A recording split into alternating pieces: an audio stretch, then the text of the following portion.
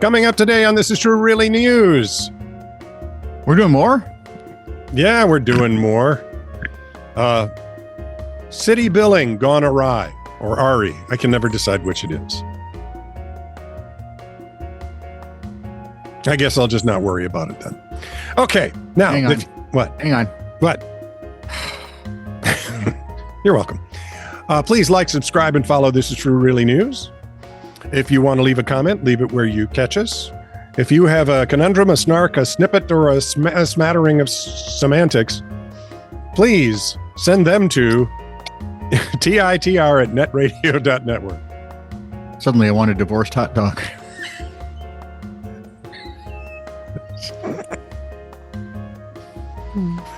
Might explain why they only sell 8. And then hot dog buns come in 10s. Where's Matthew McConaughey when we need him? That's a plot. Ooh, Jerry's eating rice. This is True, Really News with Scott Combs and Tony Vercanis. All the news you're about to hear is true, Really? as far as you know. A recent study. Oh, I should probably tell you why. Okay. Veterinarians. Okay. The doctors of doggies, catties, cowies, piggies, Eagles, whatever. ostriches, If they're an animal, they can fix them. boa constrictories. Have something of a new concern. Hmm. What they say is an alarming trend with more and more pets ingesting drugs. Oh. A recent study examined rates at which pet owners were calling the pet poison helpline due to their critters getting into their drug stash. Over the past few years, dogs and cats have been getting high at an increasing rate.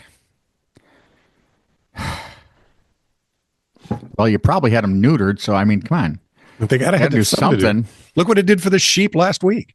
Specifically, the pets seem to like sniffing cocaine. Oh, do you know why? Because then they're going to get out and they're going to build a 2-story doghouse for themselves. And they'll build one for you, too, if you'd like one. Or we could go out. Let's just eat. Let's just have something to eat. I'm hungry now. No, they're doing it because that's what animals do. They sniff things. That's true. Coke exposure was up significantly for dogs and cats alike, and we're only talking about the cases where the owner dared call the helpline. Some of the others, I suspect, they just did some Coke with him and sat there looking cool. Yeah. The study didn't account for how the pets managed to get into the drugs. The studies covered time period coinciding with the COVID lockdown. Maybe it was more than just, It's possible people were keeping more Coke at home while isolating, which made it easier for the pets to access. Yeah. I just don't get it. Never got it. Keep doing the math. It ain't going to add up. Nope. So the one thing to take away from this story, if you snort dope, store it securely. Because friends don't let friends' pets get high. By the way, the study was carried out by the public health researcher Orrin Ware from the University of North Carolina, Chapel Hill, and a veterinary toxicologist, and I didn't know there was one. Oh, yeah. I've heard of those before. From the pet poison hotline thing. Yeah. Why Coke? Why Coke? They are the most common illegal stimulant used in the U.S. Still. More than double that of meth. I don't know which is worse. Obla or Obla-D. This from Reason.com. Wait a minute, hang on. Where's my cough button? Try it. That's it? I wouldn't know. Say something while you have it pressed. I have it pressed. Okay, well, you're an idiot. This from Reason.com. Something severely lacking today. St. Louis officials are investigating after residents say the city billed them for home repairs they did not agree to, and that in many cases didn't appear to have been performed. Well, that's one way to load up the city coffers. One owner said he was billed for repairs to the second floor of a commercial property he bought, plus a new roof. But neither he nor the previous owner signed off on the work. And besides, the building only has one story. And the roof wasn't completely nailed down. Hang on, there's more on this list. There was $10,500 to replace floor joists and a subfloor, except the building has a concrete slab. $10,000 was listed to board up the windows, but the supposed security work used twist ties.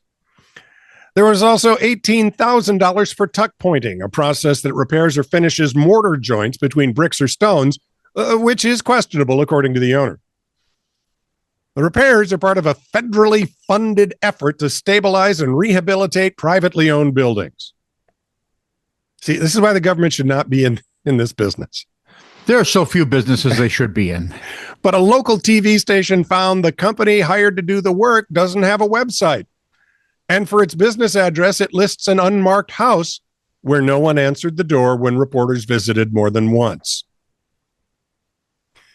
Company's previous business address is an apartment where the ex-wife of one of the two city officials overseeing the program lives.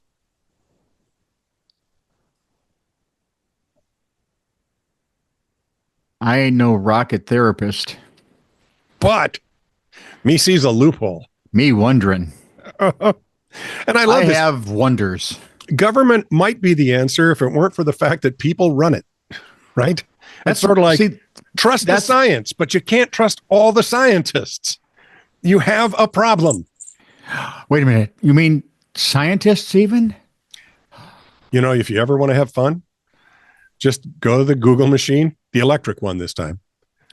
And the wood burning one is just slower than crap. Slow as all get out. And just type in science fraud. You will be stunned at the number of responses. Does it have COVID stuff? I'm sure it does by now. All the stuff we were told was stupid and conspiracy theories. I know. Yeah. Everybody was wrong about everything. Shut up. So as long as we're talking about pained human beings. Hello? Exactly. A man cut himself shaving and got $6,250 compensation from the razor company. I thought he got 652 stitches. No, that would be a lot. He must have sneezed while he... I was going to say, stop shaving. 48-year-old Nick Silverthorne purchased a supermarket brand razor. Nick. From his local store. His name's Nick. Yeah. Imagine what would have happened if his name would have been Slice. Or Decapitate. Or Defenestrate. Or Axe. There we go. He says he discovered one of the razor blades was detached. He got cuts on both sides that bled profusely. I've seen a picture. They're more than a nick. Yeah, I've got something like that over here from one of my blades. Yeah. Instead of chalking it cuts up to experience, he decided to sue the razor manufacturer. Well, $6,200 plus from Wilkinson Sword. Okay. Which is still one of the bigger manufacturers in the world. They're going to have to change their sound effect. It's no longer going to go shing. It's going to go cha-ching. That grinding noise. From London, Nick said this was no ordinary shaving cut. It sliced the skin. I bled for over 20 minutes. Please. I bet he did. Yeah, I do too. I don't disagree, but that means it was an ordinary shaving cut, you jackknape. No. Loose blade, remember? Sure. How often do you nick yourself here in the cheek? The scar. Well, you might. It's right here. I can feel it. He went to his local Sainsbury store in Richmond in London, bought the store brand $3 Men Advanced 3 razor, and then slashed open his face on both sides. Life ain't worth living. I'm going to shave with this. Yeah. When he saw one of the blades was detached in the razor head, that's when he decided enough was enough. $6,200. And it's not very good. He could have done better. You think? He should have kept shaving. He'd have gotten a lot more. Could have been dead. Then the everything. estate probably would have got a lot. Yeah, I was going to say the family would have been. I just tell people will ask me every now and again, what's that scar on your face? I go, fencing. It was Redwood. I ran right into it. I was going to say, you ran into one? Yeah, absolutely. This from the Sun via Patrick Reed. Reedy! Hey, oh, wait, hang on. Wasn't quite finished. Okay. Oh, I'm sorry. Sorry. Looking like Frankenstein's monster, I'm sure. He went to Sainsbury's where he bought the thing, and they referred them to the manufacturer, which would have been Wilkinson Sort. Of course. Ka-ching. Brand bosses then sent the razor for tests. And a month later, and said, several other men. Okay. May they rest in peace. Just keep shaving. We're not sure yet. And about a month later, they offered to settle for $62.50 with no admission of liability. There we go. Dude. $6,247 richer, man. Well, after your attorney fees, I'm sure. Yeah. Oh, absolutely. So actually, this cost you money, I'm sure. Yeah, I'm guessing. This from the Sun via Patrick Reed. I still like the Rob Lowe show with the snowplows better. So. The plow snowing. Me too. A furious husband has left his wife heartbroken after seeking a divorce when he spotted not in North Korea, he's not. I tell you what. He's seeking a divorce because he caught her eating a hot dog. This isn't true. He's seeking the divorce because he spotted her snogging a hunky singer at a concert. Oh. Yeah. Yeah. Influencer Miriam Cruz stormed on stage to make out with American musician Is it going to be Romeo Santos or Romeo Santos? Sure. Okay. What was her name? Miriam? Miriam Cruz. U-Z-E or U-I-S-E? C-R-U-Z. Oh. Mm-hmm. She said she got carried away. Well. Footage caught the wife of 10 years hugging and snogging the Aventura singer after she was invited up on stage in the Dominican Republic. In quite the outfit, I might add. And here's why. Well, he is an influencer after all. That's it. The influencer who has 124 followers on Instagram wrapped her arms around 100 and what? 124,000 followers. Oh, as I said 124, I said, well, that's well, who cares? Interesting.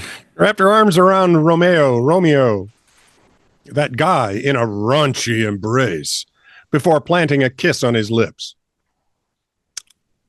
The aforementioned Ms. Cruz seemed carefree during the show as she sat alongside her celebrity crush with her hand on his lap during the band's performance of the song La Guerra.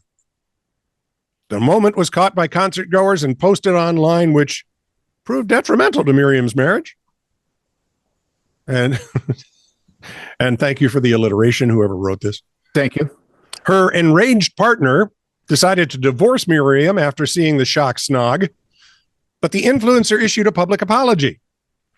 She reportedly said, in a since removed post, I have to acknowledge that this achievement